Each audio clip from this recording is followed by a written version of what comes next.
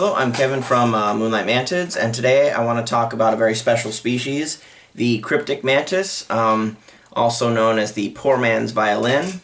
Their needs are relatively similar, but definitely Cryptic is a favorite of mine, and very easy to keep, easy to reproduce. Let's just get started right into it. Scientific name is Sibylla pretiosa. It's a species that's found in South Africa. Similar to the Gongylus gongylotus, which is the violin mantis. They have a diamond-shaped crest right on their head, which I'll show you. Similar to the crest on a ghost mantis that you'll see. They're a distinctively ornamental species. They have projections on the head, protothorax, and the four femurs. They're really awesome looking, and man, they're even cooler as adults. They lay a lot of ooth though, so I mean the ooth don't really hatch too many individuals, something like 5 to 25 eggs in an ooth, but they definitely lay a lot of ooth. Let me get more into it. They do need to drink a lot more than I say the violins would. They definitely like some water. As the nymphs develop. As they get older, though, they can handle less and less water. They more need it because they have a very hard time shedding. Sometimes they have all those nice ornamental sort of folds and things that they have on them. So shedding can be a little bit of a problem. That's why you want some humidity, especially when they're young. But you can reduce the water and humidity as they get older, which is pretty cool. Let's see. You want to spray them. Adults, you only want to spray about once, maybe twice a week, and that's about that's as far back as you go. Otherwise, as a nymph, I recommend they get done about every other day. Let's see. They definitely need some room to shed. They're kind of spindly and sort of leggy and sort of tall. Not a real robust mantis, but definitely they need a little bit of room. A mesh sort of net mesh cage is the probably a really decent way to go. Let's see. The ootheca contain 5 to 25 eggs. After 5 weeks of incubation, the nymph should start to hatch. So they really don't incubate too long either. So that's a really cool thing about it. You're going to get a lot of ooth, and then on top of that, you're going to get a lot of babies, and they're going to come very soon.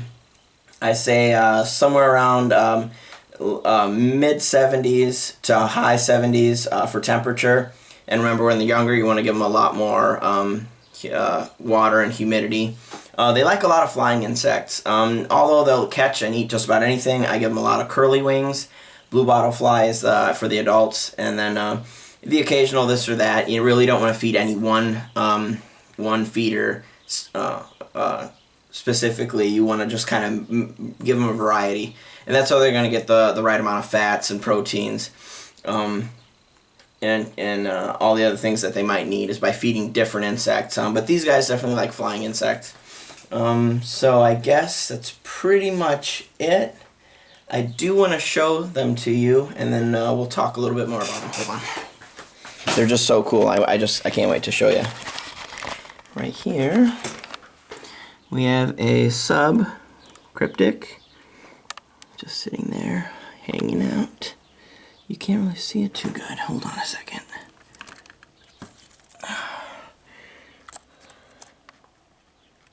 Come on, focus. You don't want to focus, do you? No. There you go. He's just not really there, is he?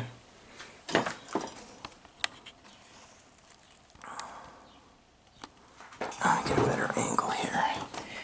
Man, that's such a cool mantis. Like I said, really spindly. You see those really short legs, very lightly colored? This is a very good mimicking species. They hide really well, and they know it too. Very sort of a thin, folded over abdomen. You see how it kind of folds over the back there? Very spindly. Nice crest right on their head there. They love to throw their arms out. You know, I'm just a bit of leafy organic matter blowing in the wind. That's all. Yeah, she looks good. Now let me flip this over. Now I'll show you. There's our nice little mantis. And here we have an adult female. She's already been mated and has been laying eggs for me like crazy. Isn't she wonderful? Here. See that nice little crest there on the front? Just a beautiful mantis. They get a little bit more hefty as adults. The females do anyway, and this is a female. This is about as big as they get. Man, this is just a real nice mantis. Still have the spindly legs though. Really quite delicate. You just make sure you're careful with them. They make excellent pets. Let me see here. Oh, that coloration is beautiful. Nice. Beautiful crest on that mantis. Nice green color there for the wings. There we go. That's a nice view. Anyway, I guess I might as well show you that you can just take your time very slowly. Oh, see a little bit of flying action there. They don't fly too much, but they definitely know how. That was actually pretty cool. I'm glad I caught that. There she is. She's pretty cool. Alright, let me put my camera back. Let's see. That's pretty good. So that was about it for the Cryptic Mantis. Pretty easy. I would refer back to the Violin Mantis video. One major difference from these guys and the violins, besides size, and some slightly different care requirements. These are not communal. I would not keep them together. Although some people have, I would say they're not a very good communal species. Also, unlike the violin mantis, they can climb glass and sort of plastic surfaces. Violins, for some reason, can't do it. You could put them in a plastic cup, and they can't get out. But cryptics are really good climbers, so you don't need any extra surfaces, and the net mesh cage isn't 100% required for it. They can live in the 32-ounce plastic cups pretty easily without too much trouble. Again, like flying insects, a lot of moisture and water to help their sheds when they're young. And then you can kind of reduce it as time goes on. They do that little bit of fluttering, sort of, you know, a little bit of flying here and there. I haven't had any like take off and go all around the room, but just a little drop and a little fluttering and just to sort of escape is kind of when they do it. The nymphs do like to jump though. They're pretty good jumpers. They'll bounce and then try to dart off. So make sure you're paying close attention to what you're doing with them. That's why right away I turned away when I looked at the camera when I first turned this on, and the female was already completely gone. I knew she was underneath the log though. And the juvenile is hiding here somewhere too. They're really good at hiding. And oh yeah, she's over there with a fly culture now. She's trying to get at the curly wings. Anyway, they're one of my favorite species. Very ornamental. Really easy to breed and get tons and tons of babies and hatch. They're not too hard to raise, just as long as you're keeping a close eye on them. And handling wise, they do handle pretty well. Flying insects, what else? Oh, I keep forgetting. Make sure you guys subscribe to my YouTube channel. Also, you can visit www.moonlightmantids.com. LLC.com. That was the big change. That's what's confusing everybody. www.moonlightmantidsllc.com. Also, we are still doing the art contest, so just send me your art. Don't email it to me, whatever it is. If you're gonna send me a story, write it out. I mean, I'm gonna be sending you guys mantises, with kits and feeders and all that cool stuff. And I've still been getting some art, and I do have some winners to declare. But keep on sending that. The information is on that website of where to submit it. Doesn't matter if it's a drawing, a painting, a little sculpture, photographs, whatever you got that you want to submit, you can submit. And every month I'm going to go ahead and pick a winner. I've always picked a winner every single month, and it's not always on the YouTube channel. It should be, but it definitely is. All the ones I have a nice big book full of art that I will be uploading to the website for people to view. So just keep sending that art in, and maybe you could win a twig or a Cryptic Mantis of your own. I have a ton of them.